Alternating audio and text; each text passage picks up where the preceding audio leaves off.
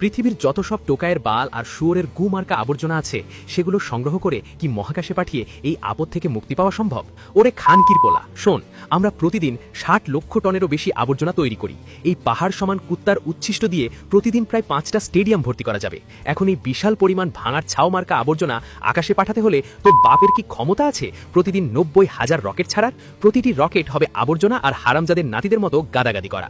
একটা রকেট ছাড়তে যে পরিমাণ টাকা লাগবে তা কোনো মাগিখোর বা বেশ্যার দালালের পক্ষে জোগাড় করা সম্ভব না। এর চেয়েও বড় সমস্যা হলো এই বাঁটুল চোদনা রকেটগুলো যখন উড়বে তখন প্রতি ফ্লাইটে ১০০ টনের বেশি CO2 নির্গত হবে।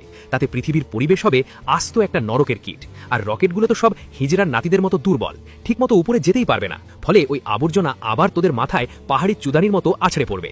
এমনকি যদি ওই জারদ সন্তান আবর্জনাগুলো দূরে চলেও যায় তবে সেগুলো পৃথিবীর চারপাশে একটা বিশাল বলয় তৈরি করবে। হাজার হাজার বছর ধরে এই আটকুড়ে বর্জ্যগুলো আমাদের সূর্যকে ঢেকে দেবে। শেষ পর্যন্ত আকাশটা হবে একটা আস্ত মালখোর আর গাধার হোগার মতন নোংরা। ফলো লাইক করো।